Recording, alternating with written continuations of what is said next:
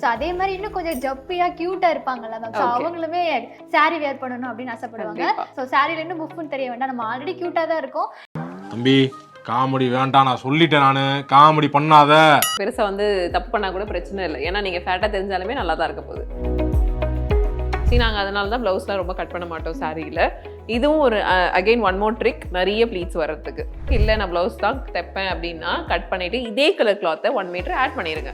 So அந்த மாதிரி add பண்ணும்போது ஃபேட்டாக இருக்கவங்களுக்கு சுத்தளவு ஜாஸ்தியாக இருக்கும், டம்மி வந்து பெருசாக இருக்கும், சுத்தளவு அவங்களுக்குமே பெருசாக இருக்கும். அவங்க எல்லாமே ப்ளவுஸை கட் பண்ணாதீங்க, இல்லை 1 மீட்டர் கிளாத்தை ஆட் பண்ணிவிடுங்க. ஸோ அதனால உங்களுக்கு சென்டர் ப்ளீடிங் நிறையவே கிடைக்கும். இப்போ பேபி ஷவர் இருக்கவங்க வந்து இந்த ட்ரிக்கை தாராளமாக ஃபாலோ பண்ணலாம். உங்களுக்கு சென்டருமே அழகாக கிடைக்கும், சைட்லேயும் நிறைய கிளாத்ஸ் இருக்கும், அவங்களுக்கெல்லாம் தான் கிளாத் அட்ஜஸ்ட் பண்ணுற மாதிரி இருக்கும். எங்களோட மாடல் ரெடி. என்னோட அழகா இருக்காங்க.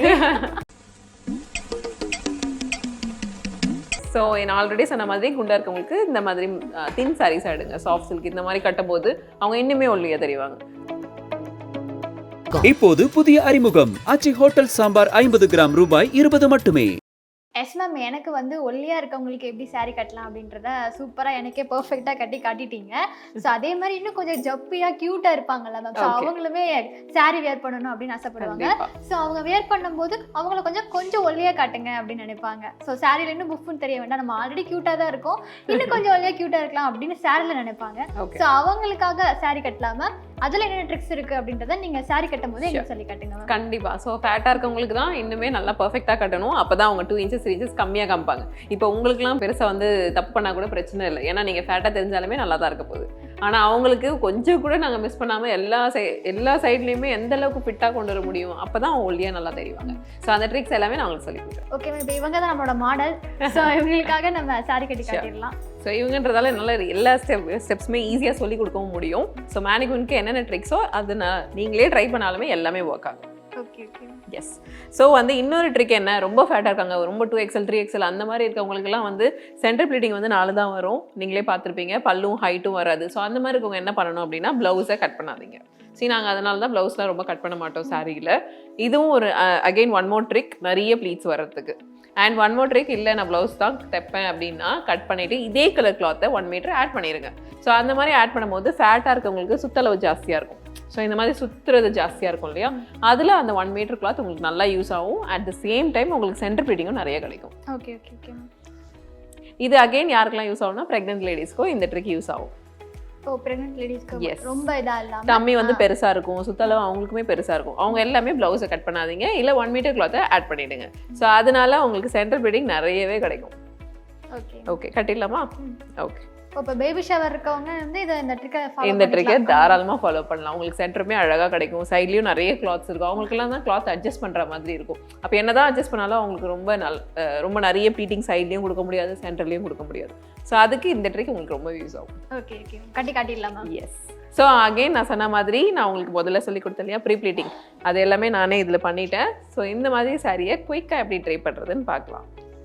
நான் ஹெல்ப் பண்ணுறேன் மேம். இந்த மேனிக்யூன் கை இல்லை, ஸோ இதனால சென்டர் ப்ளீட் பிடிக்க முடியாது.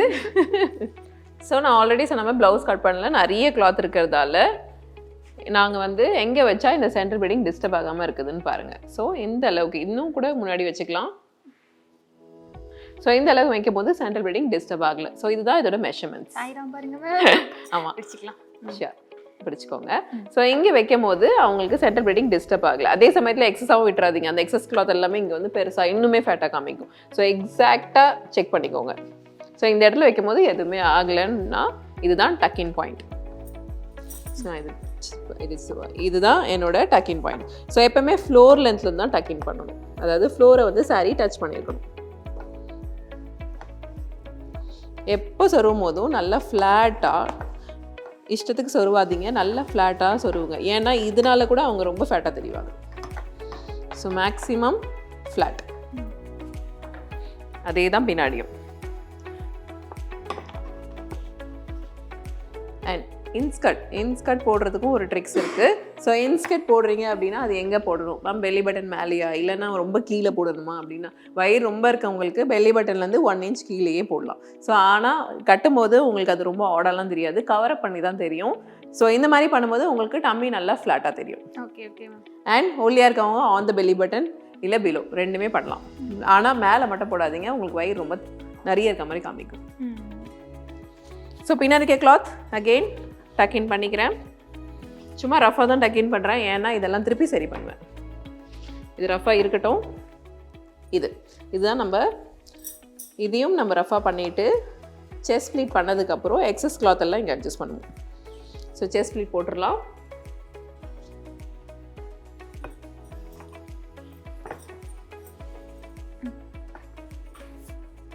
ஸோ என்னடா சாரீ வந்தோடனே ப்ரீப்ளீட்டடாக வருது அப்படின்னு பார்க்குறீங்க இல்லையா?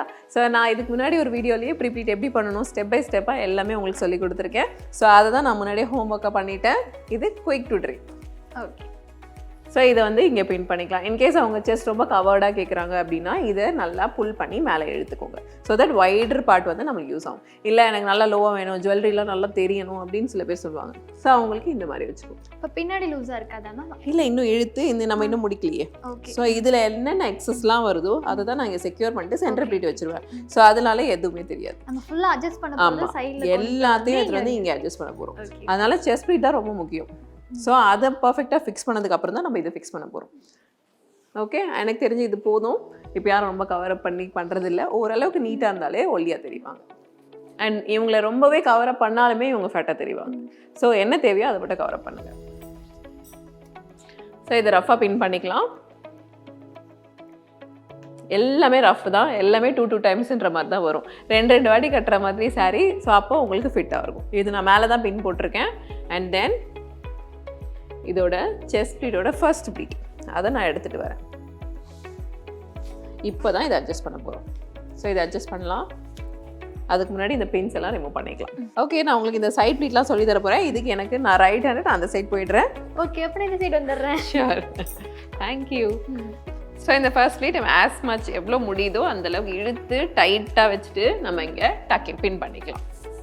ஸோ இந்த மாதிரி ஃப்ளாட்டாக இருக்கணும். அப்போ தான் வந்து உங்களுக்கு ரொம்ப எக்ஸஸ் கிளாத் இல்லை பல்ஜான கிளாத் தெரியாது. ஸோ எப்போவுமே ஸ்கர்ட்டை விட 2 பிஞ்ச் பண்ணிவிட்டு ஸ்கர்ட்டை வந்து ஒரு டபுளாக வச்சுட்டீங்க அப்படின்னா நல்லா ஃபிட்டாக இருக்கும். அண்ட் நான் ஏற்கனவே சொன்ன மாதிரி இங்கே ஒரு பீட் ஆட் பண்ணி பண்ணும்போது சாரீ வந்து கிளியாது. ஓகே மேம், பீட் வேணுமே சாரீ கிளியாமல் இருக்கிறதுக்கு பீட் வச்சு. எஸ், ஸோ சாரீ கிளியாமல் இருக்கிறதுக்கு எப்போவுமே ஒரு சாரீ பின்னோட ஒரு பீட்ஸ் போட்டு முன்னாடியே ரெடி பண்ணி கூட பாக்ஸில் ரெடி பண்ணி வச்சுக்கோங்க. ஸோ தட் நம்ம செல்ஃப் யூஸ் பண்ணுற சாரீ எல்லாமே வந்து சேஃபாக இருக்கும்.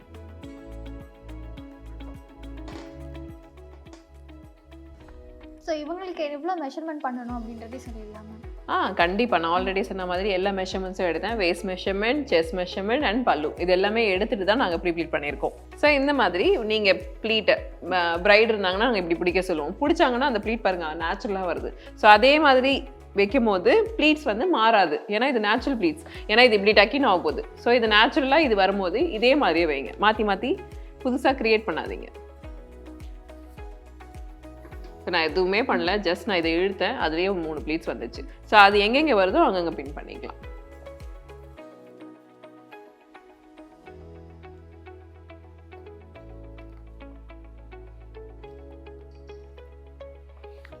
ஸோ இது இப்படியே இருக்கட்டும். இது பர்ஃபெக்டாக இருக்கும். And then centre pleating.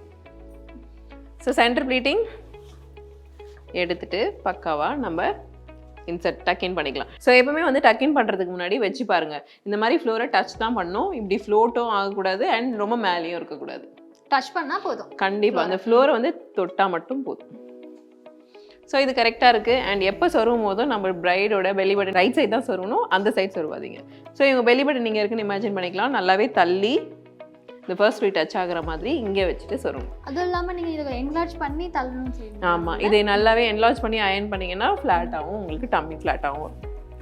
And எப்போ சொருவும் போதும் நல்லா ஃப்ளாட்டாக எந்த ஒரு கிளாத்தும் டிஸ்டர்ப் ஆகாத மாதிரி சொருவி விடுங்க. மாடலாக ரொம்ப டிஸ்டர்ப். ஆமாம், ஸோ மேக்ஸிமம் கிளாத்தே இல்லாத மாதிரி பார்த்துக்கோங்க.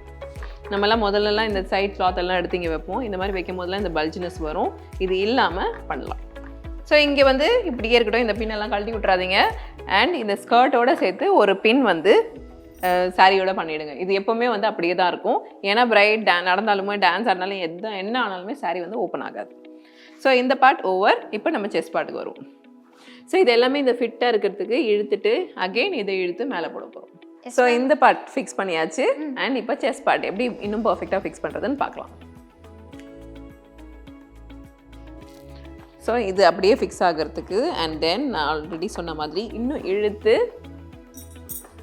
மாடல் இன்னும் கொஞ்சம் இழுத்து லைக் இந்த 1/2 இன்ச் இங்கே இருக்க இந்த லூஸ் இருக்கு இல்லையா 1/2 இன்ச் அதுதான் நான் இழுக்கிறேன். ஸோ 1/2 இன்ச் இழுத்துட்டு இங்கே ஷோல்டரில் பின் பண்ணலாம். ஷோல்டரில் எப்போ பின் பண்ணும்போதும் ஃபர்ஸ்ட் ப்ளீட் மேலேயே பின் பண்ணாதீங்க, இதை விட்டுருங்க, விட்டுட்டு உள்ளே பின் பண்ணுங்க. ஸோ இந்த மாதிரி ட்ரிக் ஃபாலோ பண்ணும்போது உங்களுக்கு இன்விசிபிள் பின், அதாவது பின் குத்தின இடமே தெரியாது.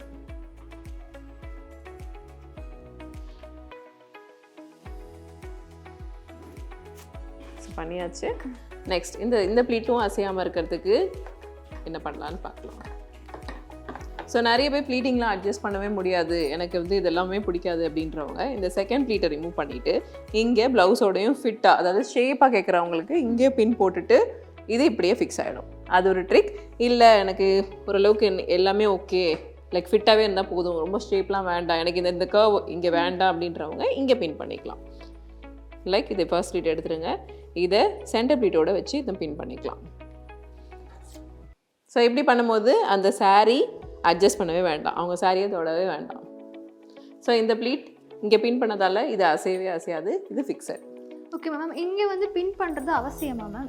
இங்கே தேவையில்லையே, நம்ம ஆல்ரெடி இங்கேயும் ஒரு பின் பண்ணியிருக்கோம், ஸ்கர்ட்டோட ஒரு பின் பண்ணியிருக்கோம், உள்ளேயும் ஒரு பின் இருக்குது. இதை தாண்டி அவங்க ஏதாவது பண்ண முடியும்னா எனக்கு தெரிஞ்சு அதுக்கு மேலே ஒரு தேவையே இல்லை. ஆல்ரெடி நம்ம எக்ஸ்ட்ரா செக்யூர் தான் பண்ணி வச்சுருக்கோம், இது அப்படியே தான் இருக்கும். Okay okay ma'am. Yes.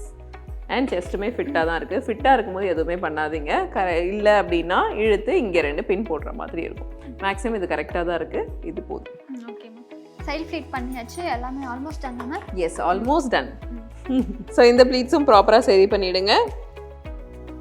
And எப்போவுமே இதை இழுத்தீங்க, டவுன் இழுத்தீங்க அப்படின்னா இது ஃபிட் ஆகிடும். ஸோ செஸ்ட்டும் வந்து டைட் ஆகிடும். அண்ட் 1 more ப்ளீட் பின் வந்து பண்ண வேண்டியது இருக்கும். இப்போ நீங்கள் பார்த்தீங்கன்னா இது மூவ் ஆகிட்டே இருக்குது பல்லு. ஸோ இந்த மாதிரி பிரைடுக்கு ரொம்ப டிஸ்டர்பன்ஸாக இருக்கும் வெட்டிங் டைமில். ஸோ இது எங்கே வருதோ இதை இழுத்து இப்படிலாம் போடாதீங்க, இது எங்கே வருதோ இதோட நேச்சரை விட்டுருங்க, இது இப்படி வருது. ஸோ இங்கே தான் நம்ம பின் பண்ணணும் ப்ளவுஸோட. இப்படி பண்ணும்போது அவங்க ஆசீர்வாதம் வாங்கும் போதும் சரி, என்ன பண்ணும் போதும் சரி, சாரி ரொம்ப டிஸ்டர்பன்ஸாக இருக்காது. ஸோ அப்போ இங்கே போடாமல் இங்கே மட்டும் போட்டுக்கலாமா? இல்லை, கண்டிப்பாக இங்கே போடணும். அண்ட் தென் இங்கேயும் ஒன்று போடணும். ஏன்னா அவங்க கீழே ஆசீர்வாதம் வாங்கும் போதெல்லாம் இந்த பல்லு ரொம்ப டிஸ்டர்பன்ஸாக இருக்கும். ஸோ அகைன் நான் சொன்ன மாதிரி ஃபர்ஸ்ட் ப்ளீட்டை விட்டுருங்க, விட்டுட்டு ப்ளவுஸோட இங்கே ஒரு பின் பண்ணிக்கலாம். டன்டடன், எங்களோட மாடல் ரெடி. மேம் என்னோட அழகாக இருக்காங்க. ஓகே, ஸோ ஒட்டியானம் எப்படி எங்கே போடுறதுன்னு நான் சொல்லி கொடுத்துட்றேன். ஸோ சென்டர் ப்ளீட், அதாவது செஸ்ட் ப்ளீட்டும் சைட் ப்ளீட்டும் மீட் ஆகிற இடத்துல தான் ஒட்டியானம் போடணும். மோஸ்ட்லி ரொம்ப மேலேயும் போட்டுறாதீங்க, ரொம்ப கீழேயும் போட்டுறாதீங்க. ஸோ இந்த இடம் தான் எல்லாருக்குமே வந்து அந்த ஒரு ஷேப் இருக்கும். ஸோ அங்கே நம்ம போடலாம். எனக்கு கூட ஒட்டியான போடலையே. ஸோ இந்த மாதிரி போகும்போது அந்த பொண்ணு வந்து நல்லா ஒல்லியாக ஷேப்பாக தெரிகிற மாதிரி இருக்கும். எஸ் மேம், நம்மளோட சபி மாடல் அழகாக ரெடி ஆகிட்டாங்கன்னு நினைக்கிறேன். எஸ், ரொம்ப அழகாக ப்ரெட்டியாக இருக்காங்க. பாருங்கள் எவ்வளோ குண்டாக வந்தாங்க, கட்டின உடனே எவ்வளோ ஒல்லி ஆகிட்டாங்க. எனக்கு கூட அந்த ஒட்டியான போடலாம், ஸோ இவங்களுக்கு ரொம்ப அழகாகவும் இருக்குது. எஸ். ஸோ நான் ஆல்ரெடி சொன்ன மாதிரி குண்டாக இருக்கவங்களுக்கு இந்த மாதிரி தின் சாரீஸ் ஆகிடுங்க. சாஃப்ட் சில்க் இந்த மாதிரி கட்டும்போது அவங்க இன்னுமே ஒல்லியாக தெரிவாங்க. ஸோ உங்களை மாதிரி ரொம்ப தின்னாக இருக்காங்க அப்படின்னா நல்லா ஹெவி சாரி, எவ்வளோ ஹெவியாக போடுறோமோ அந்த அளவுக்கு நல்லா ரிச்சாகவும் தெரிவாங்க, ஃபேட்டாகவும் தெரிவாங்க. ஓகே மேம், எங்களுக்கு சப்பி கேர்ள்ஸ்க்காகவே இந்த ஒரு சூப்பரான சாரி டிராப்பிங் வீடியோ சொல்லி கொடுத்ததுக்கு ரொம்ப தேங்க்யூ மேம். தேங்க்யூ.